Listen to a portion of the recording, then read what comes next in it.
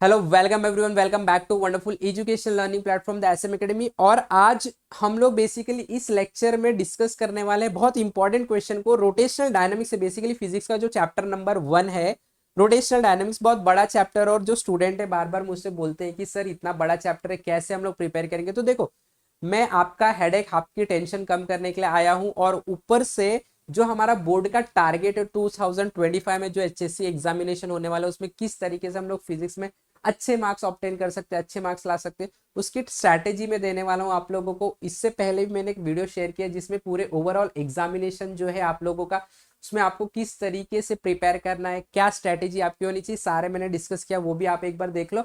आज हम लोग चैप्टर नंबर 1 किस तरीके से प्रिपेयर करें उसको डील करने वाले, उसको मैं आप लोगों को बताने वाला। इसके लिए इस वीडियो को लास्ट तक देखना है। मैं इंपॉर्टेंट क्वेश्चन भी शेयर करने वाला हूँ, कौन से इंपॉर्टेंट क्वेश्चंस है। ओके, और वो क्वेश्चन आपको पढ़ के ही जाना, वो क्वेश्चन को स्किप नहीं किया जा सकता। ओके, तो ज्यादा डिस्कशन नहीं करेंगे, सब लोग अपना जो भी फोकस है यहाँ पे देना है, अच्छे से बात समझना है। और चैप्टर नंबर 1 जो कि बहुत लोग बोलते हैं बहुत डिफिकल्ट है, ऐसा कुछ भी नहीं है। जो मैं इंपॉर्टेंट क्वेश्चन बता रहा हूँ उतना क्वेश्चन कर लो, बहुत अच्छी तरीके से करना है आप लोगों को। वो क्वेश्चन करोगे तो वो चैप्टर आपका प्रिपेयर हो जाएगा, ज्यादा हेडेक लेने की जरूरत नहीं। Okay, so now without wasting time let us begin. तो बेसिकली जो हमारा रोटेशनल डायनामिक्स चैप्टर है, चैप्टर नंबर 1 फिजिक्स में, उसको दो पार्ट में डिवाइड किया गया। बेसिकली एक पार्ट जो है स्टार्टिंग के वो सर्कुलर मोशन का पार्ट है, जो दूसरा पार्ट है वो रोटेशनल मोशन का पार्ट है। ओके, और एक और पार्ट रोलिंग मोशन का भी दिया गया। तो तीन पार्ट में रोटेशनल डायनामिक्स चैप्टर को डिवाइड किया गया। तो जब भी हम सर्कुलर मोशन की बात करते हैं तो सर्कुलर मोशन में जो बहुत इंपॉर्टेंट क्वेश्चन हम लोगों को पूछा जाता है, यानी कि जो रिपीटेडली क्वेश्चन में प्रीवियस ईयर बोर्ड क्वेश्चन में आया गया, वो इंपॉर्टेंट क्वेश्चन है और वो क्वेश्चन मैं आपको शेयर करने वाला हूं। ठीक है, तो यहाँ पे बेसिकली वहां से define centripetal force. Centripetal force बहुत इंपॉर्टेंट क्वेश्चन है, डेफिनेशन में आता है। सेकेंड क्वेश्चन जो इसके अंदर से बहुत इंपॉर्टेंट क्वेश्चन है, जो आप लोगों को स्किप नहीं करना है, वो है distinguish between centripetal and centrifugal force. Centripetal and centrifugal force, ये भी बहुत इंपॉर्टेंट क्वेश्चन है, आप लोगों को इसको प्रिपेयर करके ही जाना है। इसके आंसर आप लोगों को कहीं पे भी मिल जाएगा, गूगल पे भी सर्च कर लोगे तो डिफरेंस बिटवीन, डेफिनेशन आपके टेक्स्ट बुक में भी आपको अच्छी तरीके से अगर रीड करोगे तो समझ में आ जाएगा क्या डिफरेंस है। ठीक है, तो ये डिफरेंस जो है बेसिकली 2 मार्क्स के लिए पूछा जाता है, आपको 4 पॉइंट्स बताने हैं। और अगर 3 मार्क्स के लिए पूछा जाएगा तो आप लोगों को 6 पॉइंट्स डिस्कस करने होंगे विथ एग्जाम्पल। ठीक है, ओके, आगे बढ़ते हैं।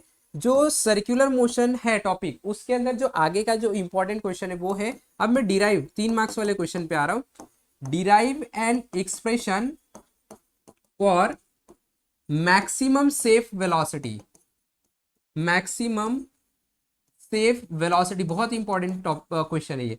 Maximum safe velocity of A vehicle moving on A curved bank road. Curved bank road, देखो अभी क्या होता है इसके अंदर, ये जो क्वेश्चन है मैक्सिमम सेफ वेलोसिटी, ये जो टर्म है मैक्सिमम सेफ वेलोसिटी, इसी को कभी कभी एग्जाम में अपर लिमिट करके बोला जाता है। तो अपर लिमिट यानी कि आप लोगों का कोई भी बैंक्ड रोड है तो उस पर आपका सबसे ज्यादा सेफ लिमिट क्या होगा वेलोसिटी का, वो डिराइव करना होता है। बहुत इंपॉर्टेंट क्वेश्चन है। इसी के साथ साथ मैं यहाँ पे ये 1 कर देता हूँ, यहाँ पे 2 कर देता हूँ, सेम टू सेम क्वेश्चन है, खाली यहाँ पे पूछा जाता है मिनिमम सेफ वेलोसिटी। ये जो मिनिमम सेफ वेलोसिटी होता है बैंक रोड पे, इसको कभी कभी लोअर लिमिट करके भी बोला जाता है। तो लोअर लिमिट, ये भी क्वेश्चन आपको प्रिपेयर करना है। ये दोनों क्वेश्चन का जो सॉल्व करने का डेरिवेशन, सॉल्व करने का तरीका सेम है, थोड़ा सा चेंजेस है। जो फोर्सेस होते हैं, जो कंपोनेंट्स होते हैं हमारे फोर्स के, वो अलग डायरेक्शन में रिजॉल्व होते हैं, बस इतना सा डिफरेंस है। फाइनल आंसर में साइन का डिफरेंस है। ठीक है, तो आप लोगों को ये क्वेश्चन भी बहुत अच्छे से प्रिपेयर करना है। अगले क्वेश्चन की तरफ मैं अगर आपको बढ़ू, तो इसके बाद जो इंपॉर्टेंट क्वेश्चन है वो है derive an expression for time period of A conical pendulum.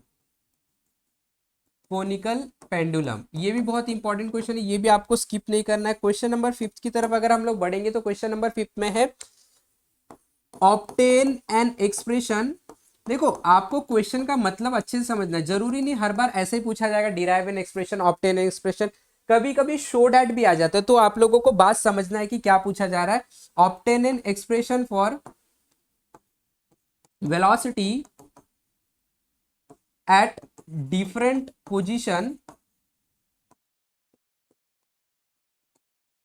of a particle performing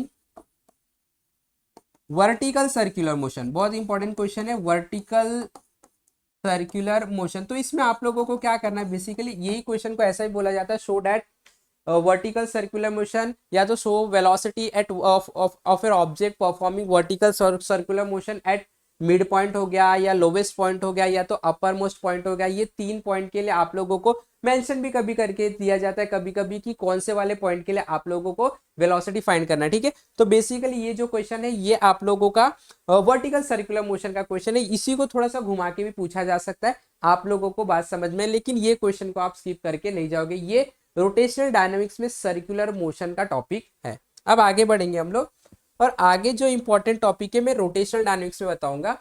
तो ये जो क्वेश्चन आता है ये होता है derive an expression for kinetic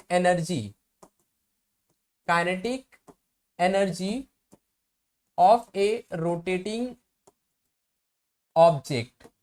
बहुत इंपॉर्टेंट क्वेश्चन है ये, तो आप लोगों को करके ही जाना है ये क्वेश्चन, जो ये सारे क्वेश्चन करके जाना। बहुत इंपॉर्टेंट क्वेश्चन है रोटेशनल मोशन का, derive an expression for kinetic energy of A rotating object. इसके बाद अगर आप आगे बढ़ोगे तो आप लोगों को एक और अच्छा सा छोटा सा टॉपिक करना है, define radius of gyration, okay. अब इसके बाद आता है एक और टर्म जो है मोमेंट ऑफ इनर्शिया। तो बेसिकली इसमें आपको करना क्या है, मोमेंट ऑफ इनर्शिया जो होता है इसके ऊपर बेसिकली एक आध न्यूमेरिकल्स आ सकता है। इसके लिए आप लोगों को फॉर्मूला याद करके जाना है। फॉर्मूला, डिस्क जो होता है, डिस्क के सेंट्रल एक्सिस के अबाउट में मोमेंट ऑफ इनर्शिया क्या होता है, सिलेंडर के एक्सिस में, सिलेंड्रिकल सेंट्रल एक्सिस में क्या मोमेंट ऑफ इनर्शिया होता है, ये आप लोगों को पढ़ के जाना है। ये आप लोगों का जो चैप्टर है वो चैप्टर फर्स्ट चैप्टर का जो लास्ट पेज है उसके ऊपर आपको फॉर्मूला दिया, तो सारे नहीं पढ़ना है। तो मैं यहाँ पे बता देता हूँ जो इंपॉर्टेंट है, जैसे डिस्क हो गया, डिस्क का पढ़ लो आप लोग, रिंग का पढ़ लो, स्पीयर का फॉर्मूला पढ़ लो आप लोग, एक रॉड का फॉर्मूला पढ़ लो, इतना काफी है। इसके ऊपर से क्वेश्चन पूछे जाएंगे। बेसिकली ये आप लोगों का एमसीक्यू में आ गया कि moment of inertia of a disc about a central axis is कितना है, तो फॉर्मूला आप लोगों को बेसिकली याद करके जाना, बहुत सिंपल है ये। अब आगे बढ़ते हैं क्वेश्चन नंबर 9 पे, obtain an expression for parallel axis theorem. ये भी आप लोगों को करके जाना है, पैरेलल एक्सिस थ्योरम। इसके अंदर आप लोगों को थ्योरम, ठीक है। अब देखो इसमें क्या होता है, ये जो क्वेश्चन है इसके अंदर डिराइव भी कभी कभी पूछा जाता है, या कभी कभी 1 मार्क्स के लिए आप लोगों को सिर्फ फॉर्मूला स्टेटमेंट पूछा जाता है। तो आप लोगों को formula statement as well as derivation पूरा करके जाना है। इसी में अगर मैं आगे बढ़ूंगा तो सेम टू सेम एक क्वेश्चन है जिसके अंदर parallel axis theorem, sorry parallel नहीं, बट आप लोगों को परपेंडिकुलर एक्सिस थ्योरम पूछा जाता है, परपेंडिकुलर एक्सिस थ्योरम, ठीक है। तो ये भी आप लोगों को करना है। इसके बाद आप आगे में बढ़ू तो यहाँ पे होता है obtain an expression for angular momentum